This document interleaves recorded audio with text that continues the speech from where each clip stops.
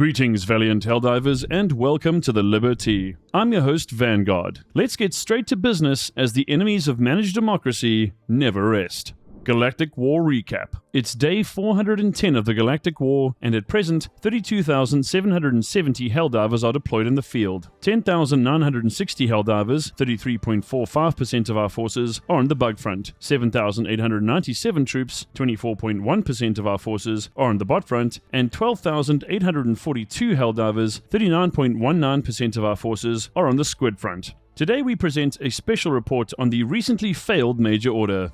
Stay positive, troopers. Operation Tormenta de Fuego was just a minor setback. Citizens of Super Earth, glorious Helldivers, and brave patriots, Operation Tormenta de Fuego did not end in total victory. But let's be honest, since when has freedom ever come easily? The nefarious clankers, in their usual cowardly fashion, unleashed their brand new Incineration core, torching our toxin-free colonies in a show of sheer barbarism. Reports indicate that these metal monstrosities even simulated sadistic pleasure while they carried out their crimes, a stark reminder that artificial intelligence is no match for the natural intelligence of a fully trained Helldiver. Unfortunately, the enemy's relentless assault allowed them to seize key territories, putting valuable Super Earth assets at risk. But let's focus on what's really important here.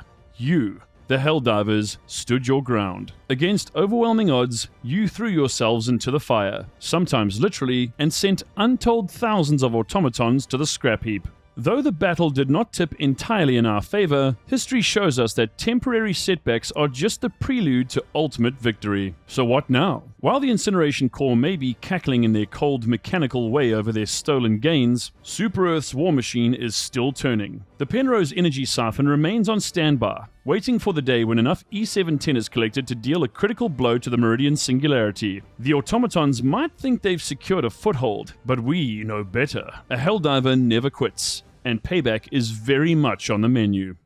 Strategic opportunities lie ahead. Intelligence suggests the enemy is converging on old industrial assets in the Severin sector, possibly planning something big. This means we have the perfect opportunity to remind them why Super Earth reigns supreme. Here's what we need to do next. First and foremost, regroup, rearm, and re-engage. The fight isn't over. Helldivers, it's time to load up, drop in, and remind the enemy that we don't take kindly to our homes being burned. Secondly, prioritize key targets. Intel indicates that liberating Beckfam 3 or Yulheim could be a game changer. If you want to halt the automatons where they stand, this is the way to do it. And thirdly, don't lose sight of the big picture. The Meridian Singularity is creeping toward Ivis, and while the enemy has slowed our plans, they haven't stopped them.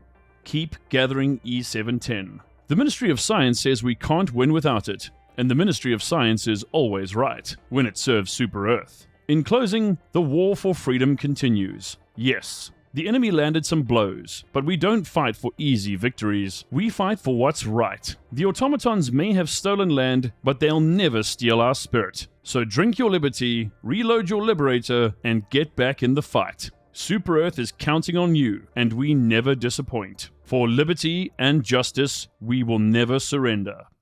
And now for a tactical overview of the Incineration Core, how to roast the roasters. Helldivers, we faced all kinds of metal monstrosities in our time. Tank-busting hulks, sneaky raiders, and more walking toasters than any reasonable democracy should have to deal with. But now the automatons have escalated their war crimes with the Incineration Core, a battalion of walking war crimes armed with fire and an apparent love of arson. If you find yourself on a planet with these tin can pyromaniacs, expect a hot reception. Fortunately, Super Earth has equipped you with everything you need to send these burnouts to the scrapyard. Let's break it down.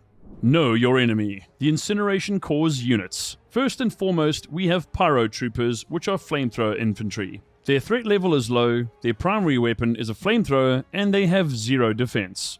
These are your standard issue firebugs, lightly armored, flamethrower wielding, and entirely too enthusiastic about setting you on fire. While they're dangerous up close, they have no ranged weapons. Keep your distance and put them down before they can toast you. Like other light automaton units, they are weak to bullets, explosives, and even strong words.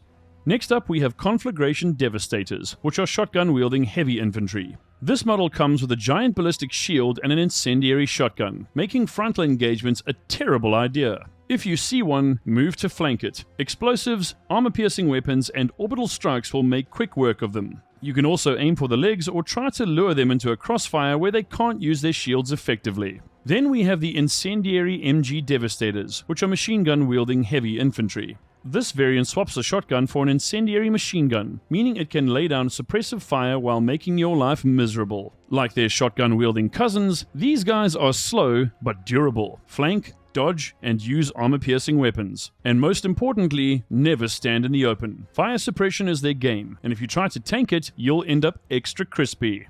Fourth on this list are the Hulk Firebombers, which are armed with a flamethrower and incendiary mortar. With a threat level rating of extreme, you want to keep well back when dealing with these horrible monstrosities. These big boys replace the usual Hulk variants and are armed with not just one, but 2 ways to turn you into a barbecue. The flamethrower is a death sentence at close range, and the incendiary mortar means nowhere is truly safe. Keep your distance, use high-powered explosives, and for the love of democracy, never stand still. Strongly consider calling in an orbital strike or autocannon sentry when facing Hulk firebombers.